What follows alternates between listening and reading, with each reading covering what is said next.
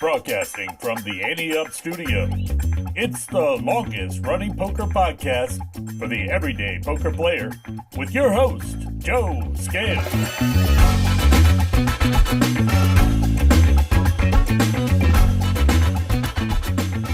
Hello, A-Team, and welcome back to another episode of the Ante Up Poker Podcast, where every hand is an opportunity, every player is a friend, and every episode is a winning experience. I'm your host, Joe Scales, and if I sound a little extra nasally today, it's because my immune system decided to take a mid-season bye week. But it's not nearly enough to keep me away from y'all. The show must go on, and it absolutely will. Before Elle joins me for Table Talk, though, I've got a few quick announcements. First, the Patreon home game is this coming Thursday, the 11th. It will be the Hold'em game, and it'll be at 8:30 Eastern. If you haven't already, hop on to Patreon and join us. I spun the karma wheel already, and I reached out to the 3 winners, but trust me, we're hoping to see way more than just those faces. Secondly, make sure you jump into the Ante Up Discord. If you need a link to the Discord, you can find it in the show description, our bio, or just email me at podcast@anteupmagazine.com and I'll send you a link. The Discord is where we can turn on the cameras, we can turn on the mics, and make it feel like a true home game. When we're not playing, it's still a blast to hang out, talk hands of the week, swap stories, and chat about the magazine. Speaking of the magazine, I got an email from someone who discovered us on YouTube and didn't realize we actually have a monthly publication. That's on me for glossing over it, so let me fix that now. If you enjoy the show and you want more poker strategy, lifestyle tips, behind the felt talk, check out the magazine at anteupmagazine.com and click on the magazine tab. It's a great read, whether you're grinding the felt or just dreaming of your next session. So check it out. All right. Elle's at the door, and we've got a guest joining us for Table Talk this week. So that's all I have for now. Let's get on with the show. Find out what conversations are happening around the poker table with Table Talk.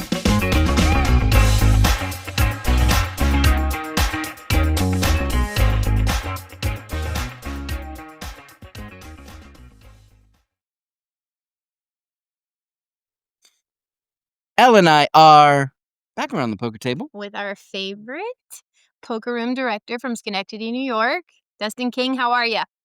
Great. The only poker room manager from Schenectady, New York. Thank you. We weren't going to mention that. I love that. I love that clarifying statement.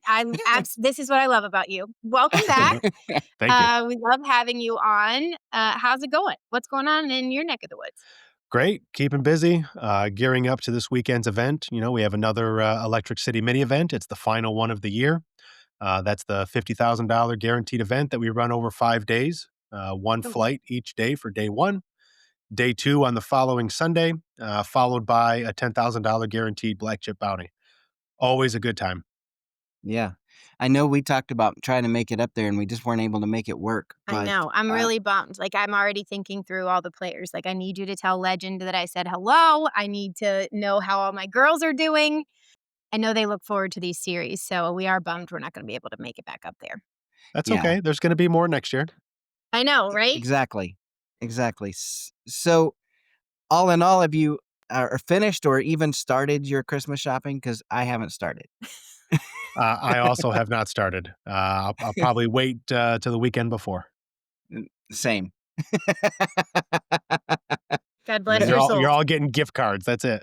I know. Please. Oh my gosh. And here I am with my Christmas sweatshirt. I have like 6 of them. So all month long, if you're watching on YouTube, that's what you get, because I am trying to get festive. We have not put our tree up yet, but we're getting ready to do a little bit of celebrating with my family early this week, because my mom turned 70. Oh, So wow. I'm super excited. So we're gonna go hang out and do some festive things with them. So the mini series is coming up. Anything else happening in December or for New Year's? I know your players are super loyal and they're always there, but Yeah. anything new they can look forward to? The only new thing that we're trialing this month, we have added a second tournament on some Wednesdays in December. It's called the One and Done. Basically, it's just a no reentry event. Okay. We're going to continue that into the new year. And small sneak peek, pending approval, we're going to be rolling out a leaderboard promotion for tournaments starting next year. Ooh. Yeah, hopefully running it Wow. on a quarterly basis. We'll invite the top 27 point earners each quarter to a $5,000 free roll. Should be a lot of fun. Keep the list updated throughout the quarter. People can see where they're at and then battle it out at the end of the quarter.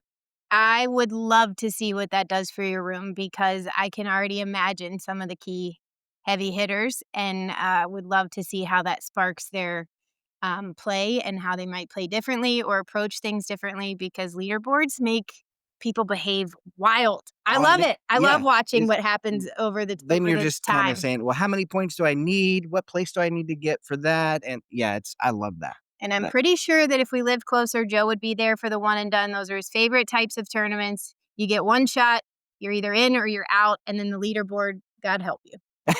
Because that Mhm. just gets his juices flowing. Yeah, So I would have spreadsheets. I know. I guarantee you that there would be some things happening. So, well, cool. I really love to hear that, especially just knowing your community. I know that's going to give them some new energy and some things to look forward to as well. So awesome. Anything planned for New Year's? Do you guys get anything happening for that holiday? We don't normally do anything crazy special in the poker room. We'll just have our regular high hands that day, and then we'll have an Uber stack tournament and a one and done tournament. But Okay. we want people to be able to go enjoy themselves for New Year's Eve. Yeah. Yeah. I don't know if this will be back by then, but did you see the docuseries? Did you check it out before they pulled it from YouTube? The WSOP docuseries. What was it called? No Limit. No limit. No Limit. Mm. Had you had a chance to check it out at all? I didn't get a chance to see any of the episodes before they pulled them. Yeah, I'm super bummed about this because that was one of those things that we have a watch list and that was on our watch list of like, okay, when we can have like a Saturday afternoon or something where we can watch a couple of them in a row, let's Mhm. do it. And then we're driving to a basketball game this week and Joe's like, "Oh no." It's like, "What?" And he goes, "The docuseries has been yanked from YouTube." And I was like, "Okay, you're going to have to read that article to me because I'm driving." But a lot of people have been, this is much anticipated, waiting for almost a year because it's supposed to document last WSOP in Paradise at Atlantis. And it's the goal of it was to show the personalities of the players instead of just, high jackpots, high guarantees, which they have, and buy-ins, so on and so forth. But the goal of the docuseries was to show the personalities, and so now there's a massive conflict because dun dun dun, AI has been introduced into the editing process, and so the cast was epic, Yeah. They had what Negrano, Helmuth, Lexi Gavin Mather. right? Which is Um, how I actually found out from Chris and Foxen. That's where I saw it. yeah, So, and then they had Alan and Alex Keating, which oh yeah, not ended up one. being the ones that this whole drama ensued because the AI was putting some words in their mouths, Yeah, apparently. not one but two Keatings were quite unhappy with this. So, have you read anything, heard anything, any buzz about this? So I haven't heard anything in person, just from what I saw on the internet. It's okay to use AI as a tool, but Right. what are you thinking when you don't tell these people that AI is going to be used to change or enhance or fabricate things? Hmm. What? They're not going to see it. That's not Right. the way to use AI, and that's why a lot of people, have some distrust in it. You have to be upfront about these things. It's okay to use it as a tool, but you need to be getting consent and making sure that it's used with some transparency. 100%. I agree. And we were having a conversation with my cousin who was in at Thanksgiving last week, and he said, AI is like the internet. when we were growing up, if you're not going to be participating and using the internet, you're going to get left behind. You've got to be aware of what AI is, what it's capable of, and how you could possibly use it to enhance or streamline or make processes smoother. I mean, I know that's one thing I'm doing is checking emails before I send them, maybe rewording them, or I've used it to plan some of our trips to Vegas. Like, hey, we're going to be in Vegas on these days, and it'll find all the concerts, all of the dining events, it can enhance a lot and help a lot, but I agree with you. The distrust comes when we're using it to produce something or fabricate something, and that's exactly why it's been pulled. I thought the Right. WSOP handled it very well. They took it right down to respect the cast and the players that were a part of the whole docuseries, and they've said, we've taken it down. We're going to go back to re-editing and we'll release it once it's ready. But I thought you also brought up a really good point too, that if you're going to use it, let the people know and give Mhm. them a chance to see, is that really what I wanted to say or not say? Or Right. I feel like using AI for the editing process of like speeding up your editing process, cutting out ums and uhs, I would personally love to be able to have that. But You've been more comfortable with utilizing it in things like you said with email and things like that. yeah, I have not really, I barely even dipped my toe into it, but it's fascinating all the things that you can do, and a little bit scary that you can just take his voice and create a whole new sentence that he didn't say. yeah. I hate that all of the good that AI can do, somebody uses it for something negative like that, and doesn't even, like you said, Dustin, doesn't even bother to say, "Hey, we just thought this would be more interesting if we added Yeah, it like this," or whatever. right. Mhm. But speaking of AI though, Yeah. um, there was this poker battle that I didn't even know took place, October 27th through November 3rd. Okay. And they took these AI, it's LLMs, and I didn't know what that was, so I looked it up and I brought my homework. I came prepared to class. A large language model is a type of artificial intelligence that can understand, generate, and process human language. These models are trained on massive data sets of text and code, allowing them to recognize patterns and perform various natural language processing tasks. So they put LLMs from different brands? So, like, Yeah. I've been using Copilot. That's one of the AI tools I've been using. I've heard of another one called Liminal that you can use, like, if you have, PHI, any sort of protected health information, it will scan or pull that out so that you can utilize the AI tool. It won't put it out for the world, so it's not gonna be in ChatGPT. It's sort of Right. like a firewall. It protects information, which is really nice. But those are the only 3 I know: ChatGPT, Liminal, Copilot. Were there others? Do you know about any others, Dustin? Oh, yeah. I mean, you've got Grok, Oh, yeah. Gemini. Right. Yep. Yeah. So Google's Gemini, Meta's Llama. Yeah. So, There's a handful of other ones. Okay. um, yeah, the Grok one A lot was of in players this have been one. using that. Yeah. Okay. And the Meta one, Llama, they were actually the first one, the only one that eliminated their bankroll, so they didn't play this series very So well. set the stage. Like, who were the ones that were involved? Of all these different AI, I wanna call them, like, brands, which ones competed? Um, And who set it I'm up? not sure which ones, all of the ones that were in there, but I know Okay. that OpenAI took first. Claude Sonnet, they were second. Okay. Grok was third, and Meta was the one that went. They were the only one that lost their entire. They were given $100,000 bankroll, and they lost it all. Which kinda makes me giggle because it's almost like the personalities of the AI, like Meta seemed to be a little bit more, like, risky and loosey-goosey, which is what you kinda think of from Meta anyway. Is they're a little loosey goosey, they're a little risk taking. It's almost like they took on the personality of the company that That's owned fair. them. Yeah. I just thought that was kind of interesting. But so they just kind of said these are the parameters, these are the rules of So, Hold'em, and yeah. let them run. They gave them $100,000 bankroll. It was 10, 20 blinds, simultaneous 9-handed tables, 4 simultaneous 9-handed tables. And they weren't allowed to have any kind of antes or straddles or anything like that. Okay. So you would sit down with 100 big blinds with auto top up. So every time you would go below 100 big blinds, you could top up back up to 100 until you ran out of your money.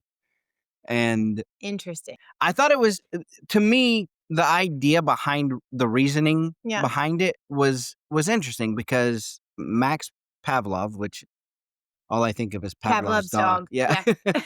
was looking, he wanted to test like the general purpose LLMs and how they can reason under like poker's parameters, right? So incomplete information, the strategy, the bluffing, and things like that. And it was they weren't looking for like the super high level solver kind of play. Right. Just how did they respond to these situations, and was it like natural? Was it human like behaviors? Well, it makes me feel better if a bot can bust.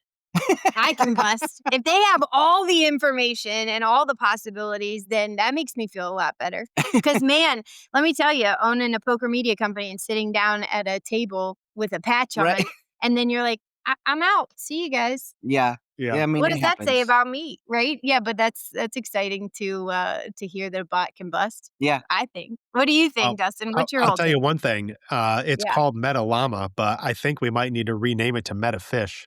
I know. It had a 60% VPIP in this simulation, so that's where, you voluntarily put money into the pot pre-flop. So, loosey-goosey indeed, but I think Meta is the fish. Sounds like they're just there for the table talk. They're there for the social. They're not really there to be making any money. Maybe Patrick was behind the Careful. Careful. I do think it was interesting though that each one of them had their diverse style. Like, yeah, that is interesting. And they stuck with it. It didn't sound like there was like a whole big shift or swing in their play. Right. Like it is human-like in a way to sit down at a table and you have this player over here playing super tight. This player over here is loosey-goosey, as we said, and so just the fact that they have that different quote unquote personality to them is fascinating. It's really, they didn't play enough hands to get a big scope of their play. So more to come. Like the data is still being collected. Probably, yeah. They played 3,800 hands, which seems like a lot, but it's really not enough to get a big scope of what they can do. Right. Here. Well, so what now? It'd be really interesting to see what these AI tools start doing after they simulate, millions and billions and hundreds of billions of hands to see how they start playing. I'd be curious, do they all start playing alike? Does nobody do anything? Do they all start playing tight because they all know what's going on now, or what? Or do they keep their personalities all the way throughout? Or I think that would be fascinating too. Yeah. Or do you adjust like human behavior? If this person over there is playing tight, maybe I loosen up, and vice versa. If they're playing loose, then I tighten up. Whatever. Or can they do bluff? they adjust like that? Yeah, it's just like those those autonomous buses. Have you seen the article about the buses in Sweden where they go into the traffic circle? There's 4 of them at once and they get stuck. Nobody can move. No way. Yeah, it's happened twice now. So, does that same kind of thing happen with these AI players at the poker table? All of a sudden, nobody calls just because if their goal is to make money, and they find that there's ways to lose, do they just stop playing, basically? That's hilarious. I have to.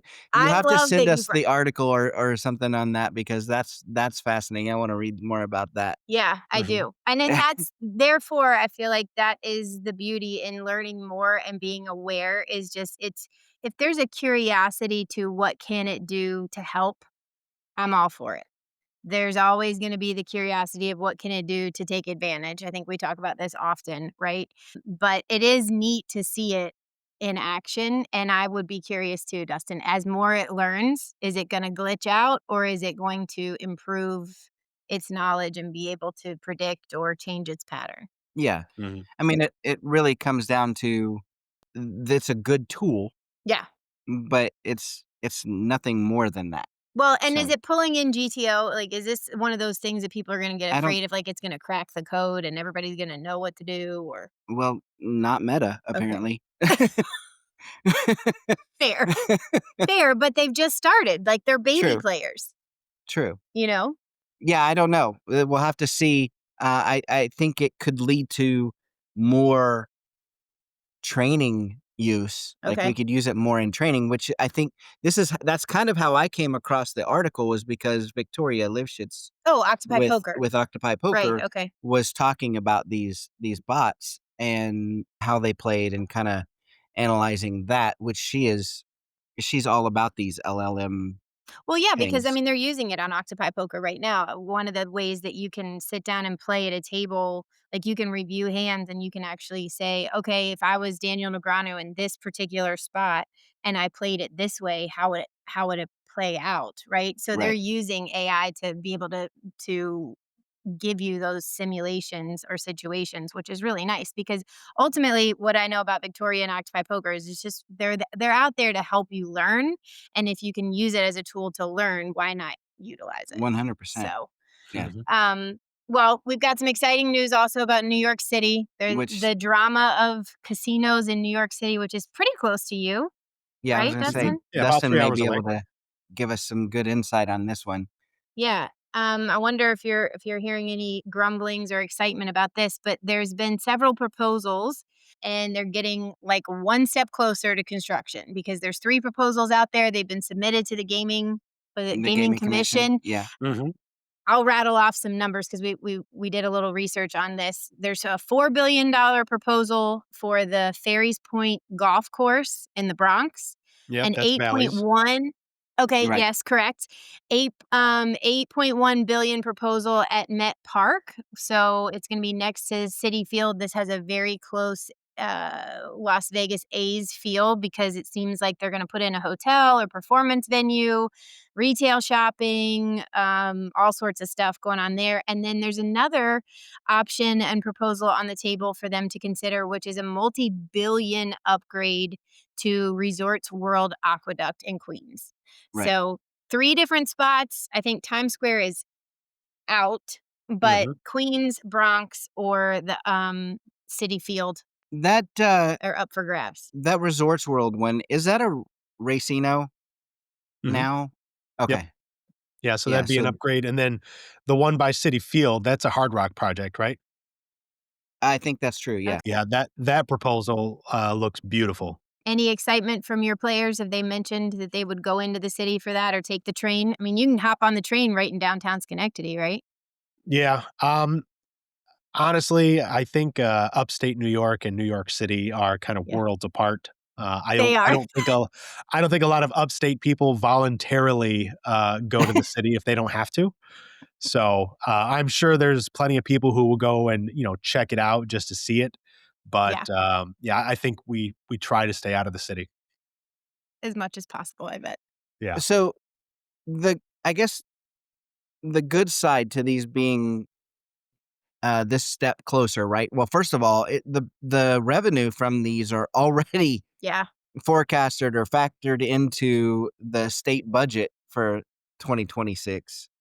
And so The state is it's looking forward to it because that's another thing that we found in our research is they're going to be doing things like increasing public transit, public safety initiatives. There's going to be infrastructure upgrades like green spaces, parks, right, roads, all the stuff that could come out of having a casino can, I think, tip that scale of having one because I know lots of areas are like we don't want a casino, but then there are benefits right. Mhm. across your communities to being able to have one because they do generate quite the income for you. So you may be able to answer this, Dustin, too. Like once it gets to this point in the process, it would take something pretty drastic to derail it, right?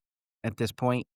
Yeah, I would think so. I mean, they've already all passed the community advisory boards. They're just waiting for the state, the gaming commission to give it the final go ahead. I think at that point, they all start breaking ground or, working on their upgrades.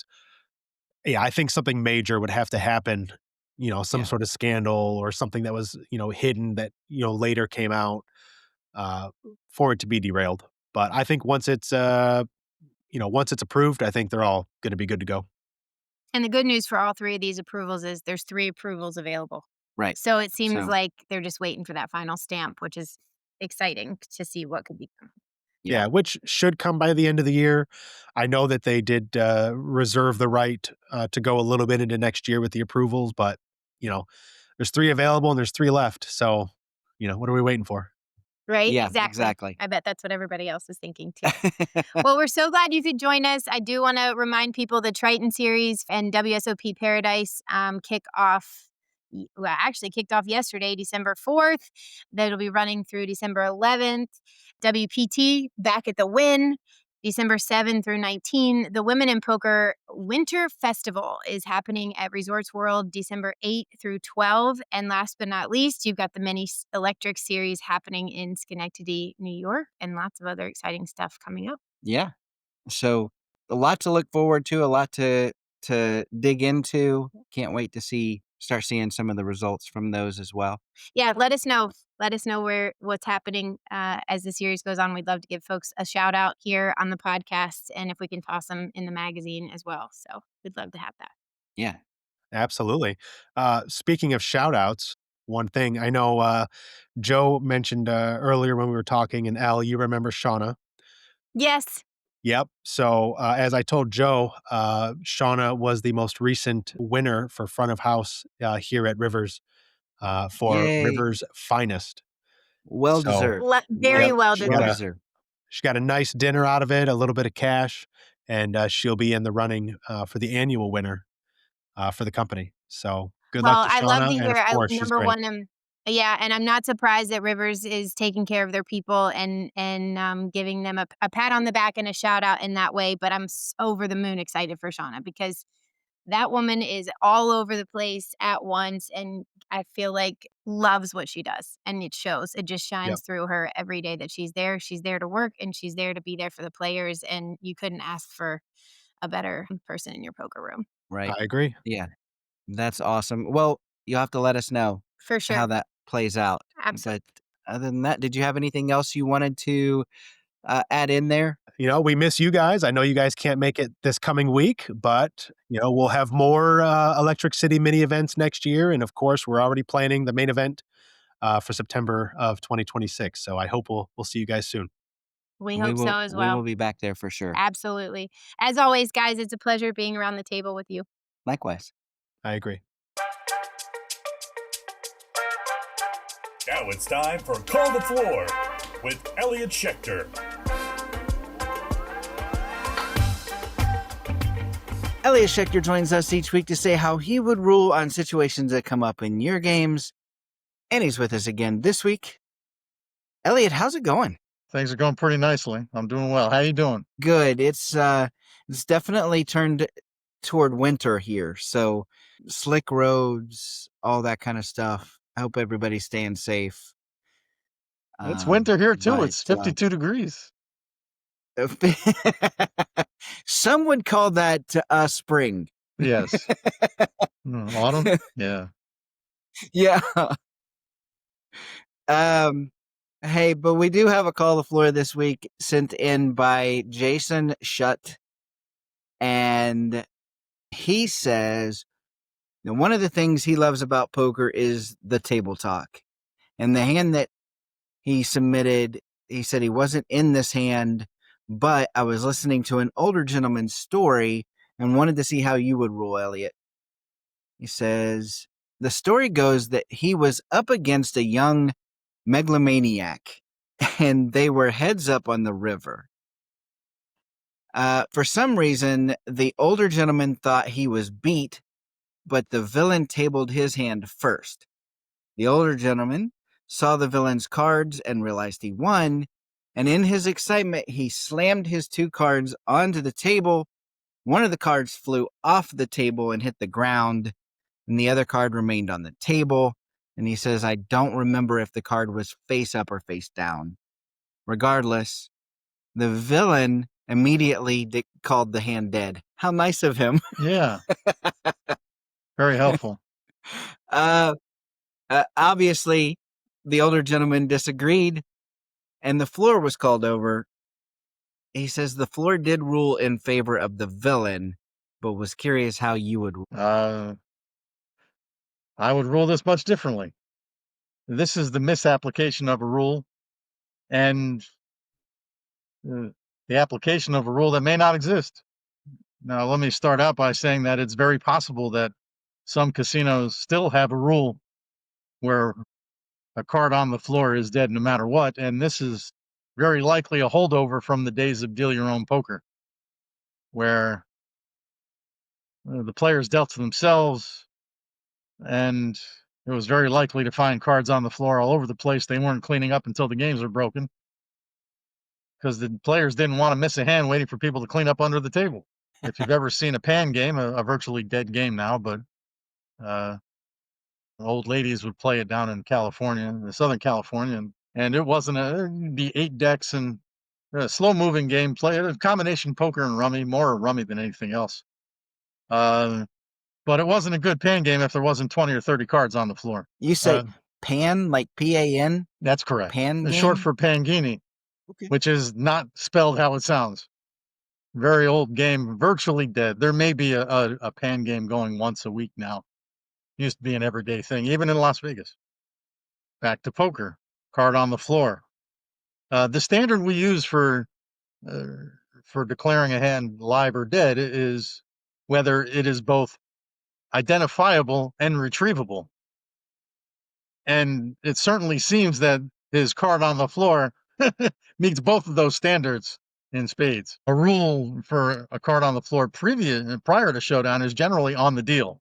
If the dealer deals a card off the table by accident, it is taken out of play regardless of whether it was face up or face down.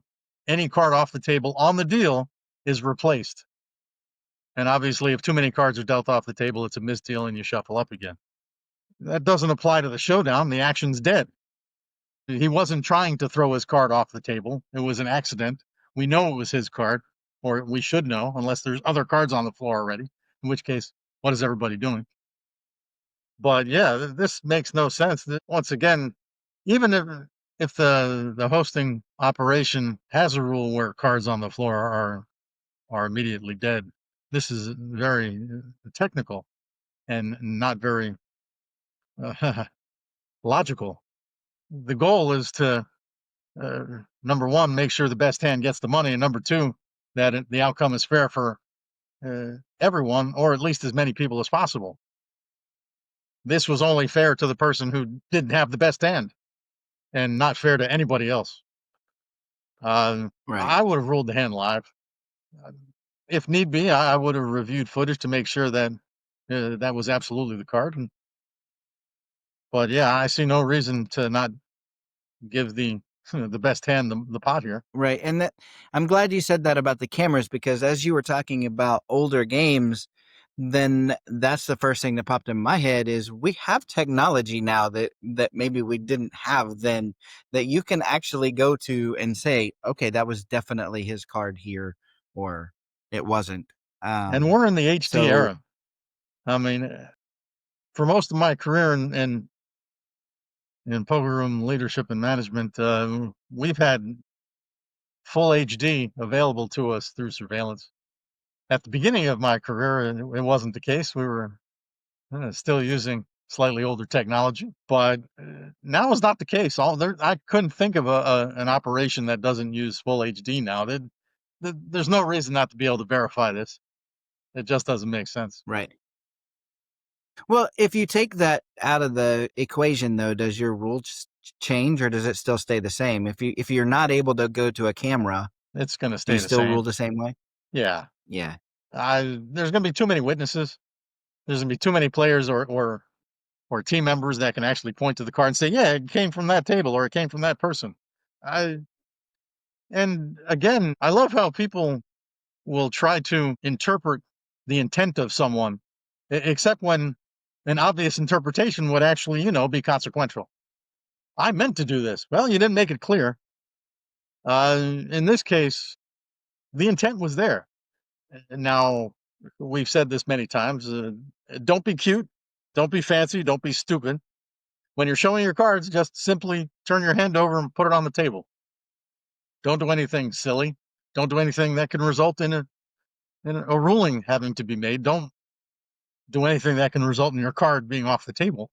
Just don't. Right.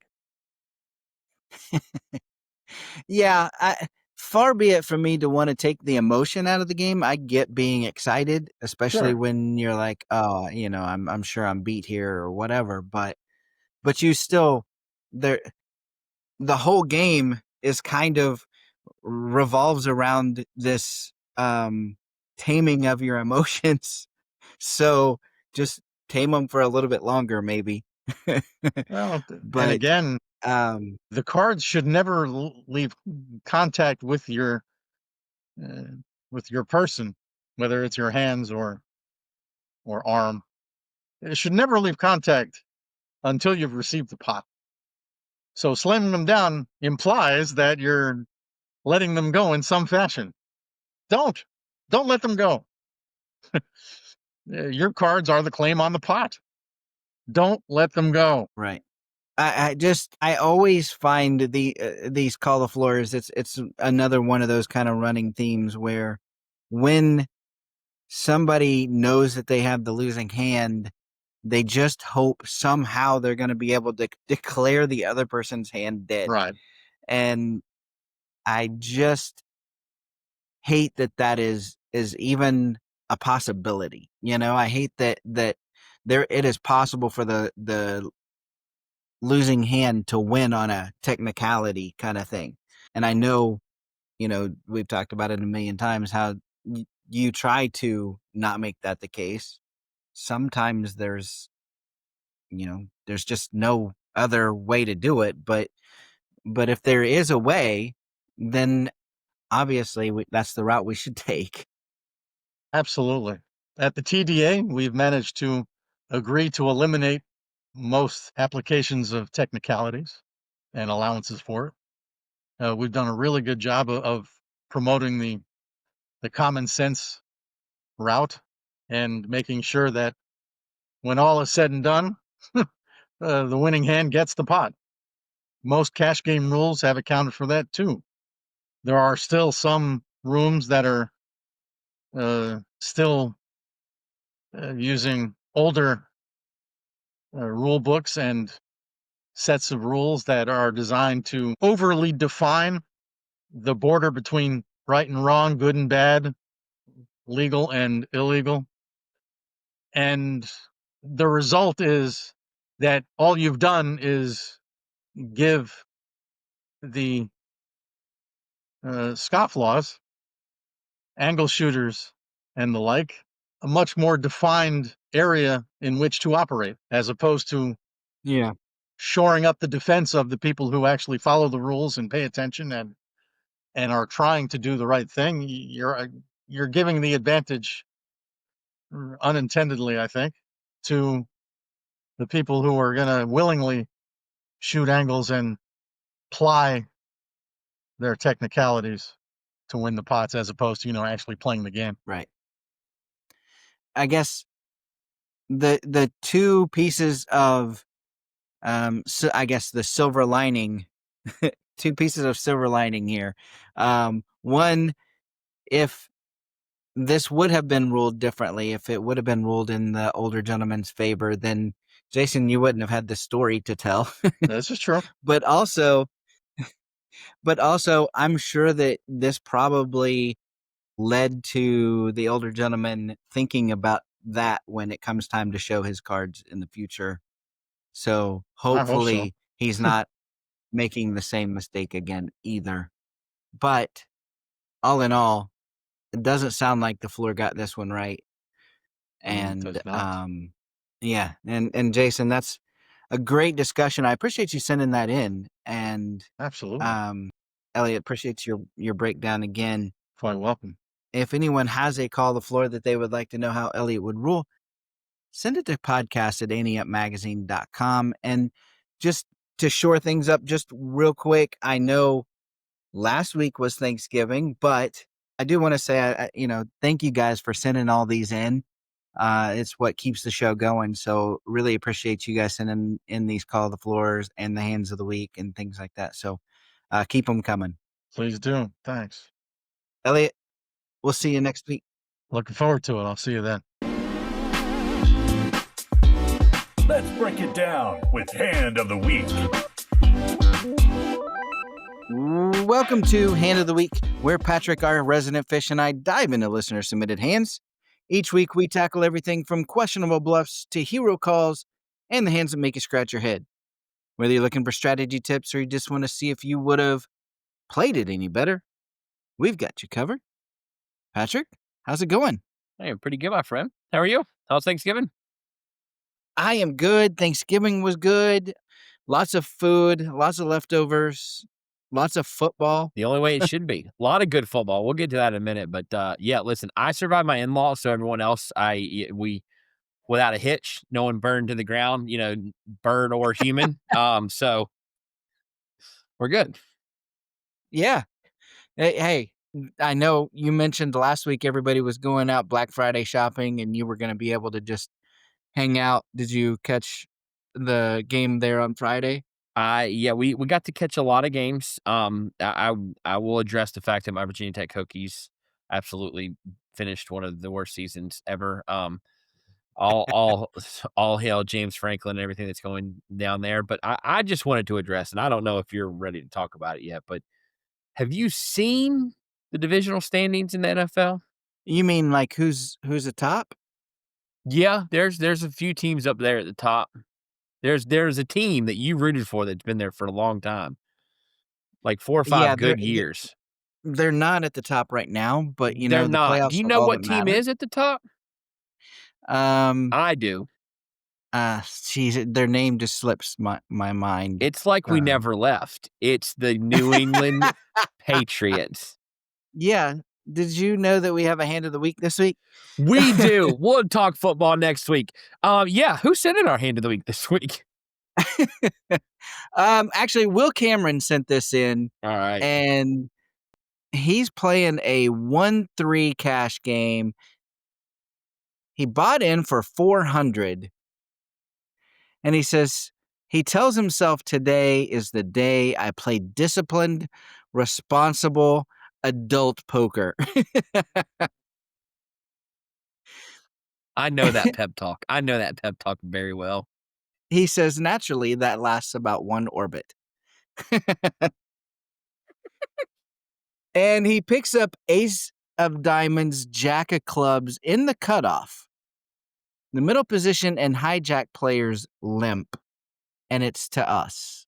So we're back to non-disciplined, non-adult Will.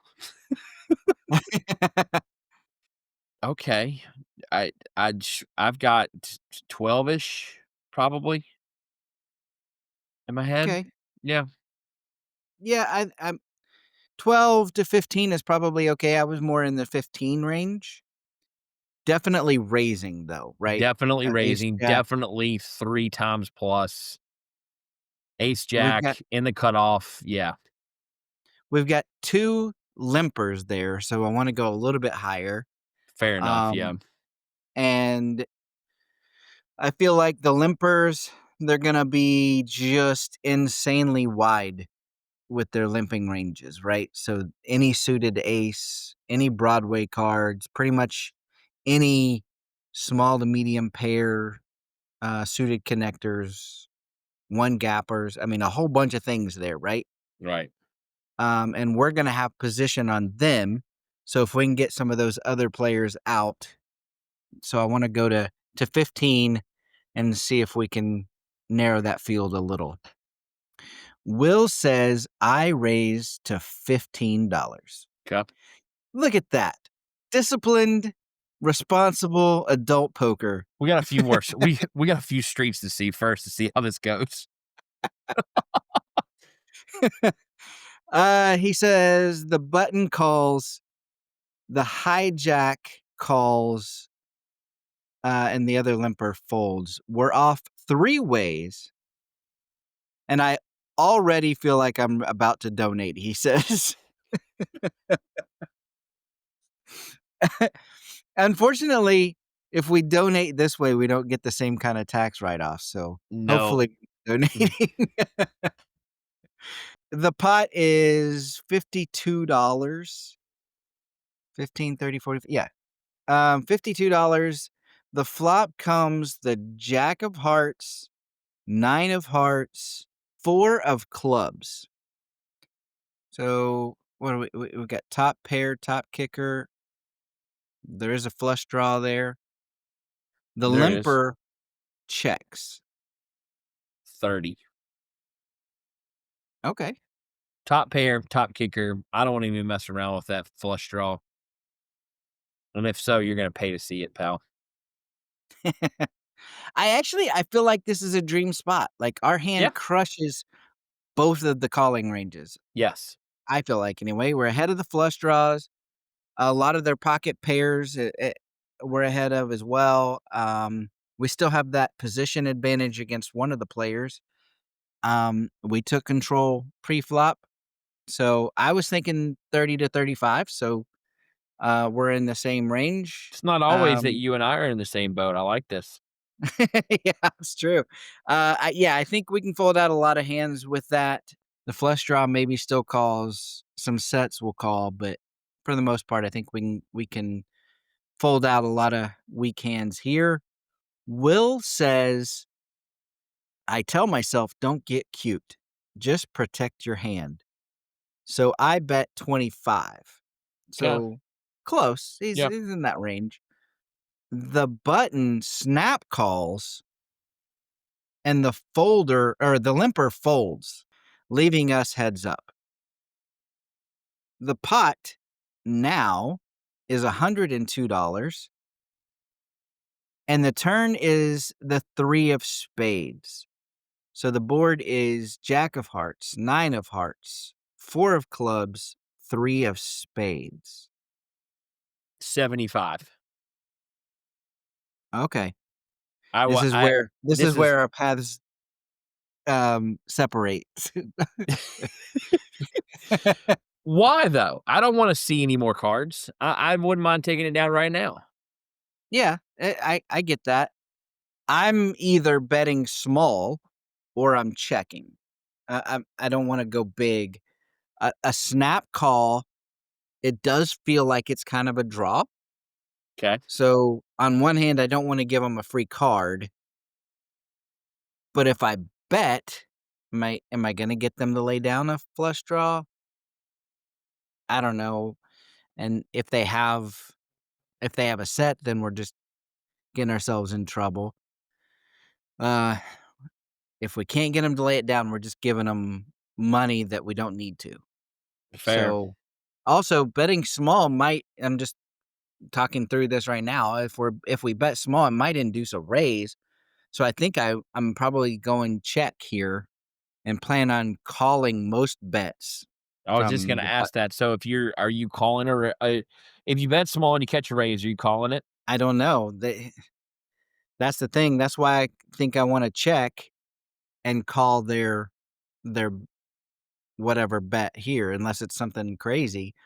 But, if I was going to bet, probably be $45, and so if they bet and somewhere around half pot, then I can call that for sure. Yeah. Will says, this card shouldn't change anything, but I don't want to hand the button the pot by checking, so I bet 45. Unreal. Enough pressure to matter. ... I hope. He tanks. Really tanks. Then bumps it up to 120. Called that, didn't I? So he's got a set. Maybe. It's a lot for a draw. He's not playing 9-4. It does feel like it's some kind of big hand right now, right?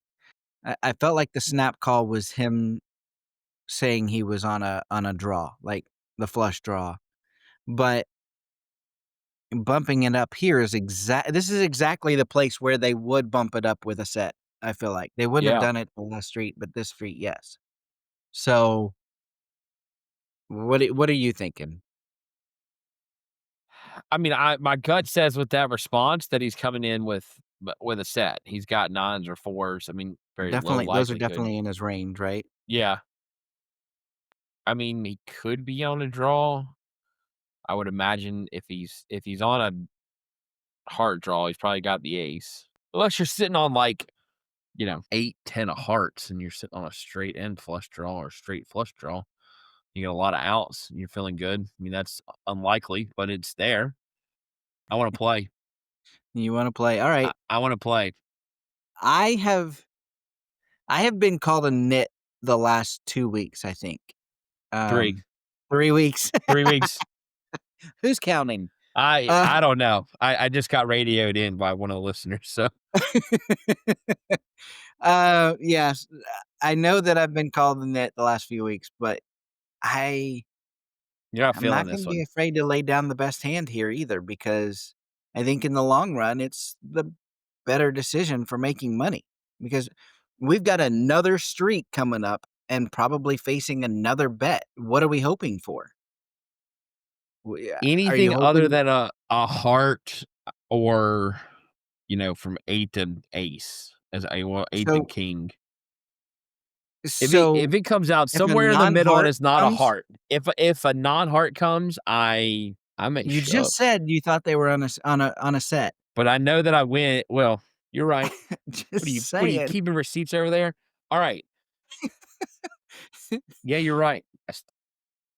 All right, but you've already put the call in, I've man. already called. This is this is why we get in trouble, Joe. I don't know what this "we" is. The I the folded. I'm me and saving my me and $75. everything else that's going on in here. See, I think through things afterwards. Okay, so I've already called. I'm gonna have to play this out. What's our Will friend Will do? says Will says my brain immediately divides into 3 arguing personalities. See, he gets it. Will gets it. I got 3 of us up here. He says paranoid me, hopeful me, and math-ish me. Okay, paranoid me says that they've got a set. Yeah, he says I'm dead to the set. Hopeful me says that another jack's gonna come out. Hopeful me, he read my smallish bet as weak and just wants to push me around. Well, fair enough. And what was the other me? Math-ish Oh, me. math-ish. Yeah, I'm not very good at math. Math-ish me says could be hearts, maybe queen 10 semi-bluffing. I end up calling. Not confidently, but calling. So, now there is $306 in the pot, and the river is the king of spades. Fold. So the board, Just Jack of proactively fold. hearts, 9 of hearts, 4 of clubs, 3 of spades, king of spades. He made it straight. Yeah, that card kind of ruins your day, doesn't it? I mean, it ruins everything about it. Check and then fold. Yeah. The only good thing here is that the flush missed. The flush missed. We didn't improve. King Queen made a higher pair. Queen 10 made the straight. I feel like they could have snap called with King Queen, especially with the King Queen of hearts. That missed flush draw is all we beat basically at this That's point. it. That's it. So Queen 10 we lose to. Well, it could be ace queen, but they wouldn't have snap called. Yeah, there's not a lot. There's far more hands that we lose to than we win. So you yeah, check and you let them push a bunch of chips in, and then you toss in your cards. okay. Yeah, I'm with you. Check fold here. And it costs me an extra checks. 120. Say that again. It cost me an extra 120 to see the river. Yeah. Will checks, and the button bets 180. So yeah, I mean that's enough to get us to fold, right? Yep. Will says I'm in the tank, and my thoughts turn into a mess. because you're drowning in that tank, Will. I've been there many times. He says, great. Queen 10 got there. If he had hearts, he missed, but who blasts missed hearts for $180? Nobody value bets worst Jack X here. That part's easy. Is he ever bluffing when the king hits? He shouldn't be. Maybe people do weird things. All of this is going through my head. I start to call. I start to fold. I have an internal monologue questioning every decision in this hand. He says, eventually, I pick the wrong play. Be And called. in parentheses, he says, I know you read these in real time, so I'm not telling you which wrong play until after you answer my question. Ooh, that's very demanding, Will. All right, let's hear the question, Joe. Be happy to answer He this. says, given the turn raise and that nightmare river, is there any version of this hand where continuing is actually the right move? And what clues should I be paying attention to in game so I'm not just lighting $100 bills on fire? Based on how the villain has played, no. The only recourse you have now is to fold. A set beats you either one, nines or fours. Again, I guess it could be jack, but not likely. But a set beats you. Queen 10 gets there. The betting pattern says that you are beat across the board, except for a massive bluff. And it's okay to Right. fold to a bluff. Yeah, and I would also say that the average 1-3 player is not bluffing here. No, Um, unless you're if trying to go home. Yeah, yeah. So you say, is there any version of this hand? Yes, there's a version against some maniac that you've seen show up on the river with some bluffs, right? Then maybe it's a positive play to call there, or whatever, which that would be the only one though. Like in this particular spot, I don't feel like calling is the right play here, which brings us to the second part of the question. You should always be asking yourself a series of questions, mainly centered around how often have I seen this exact person play this type of hand this way? Yeah. If a random live player tanks and then raises after snap calling and you only have top pair, top kicker, it's probably going to be a tough spot to make money 90% of the time. Yeah.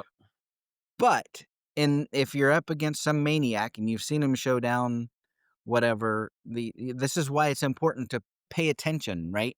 Pay attention when you're not in a hand, Oh, because 100%. See if how you they see treat him each showing street. down bluffs on the river, then maybe it's okay. Yeah. Well, let's see what the outcome was here. He says, so after tanking forever on that ugly King of Spades river, I ended up talking myself into a call. I didn't love it. I didn't even like it.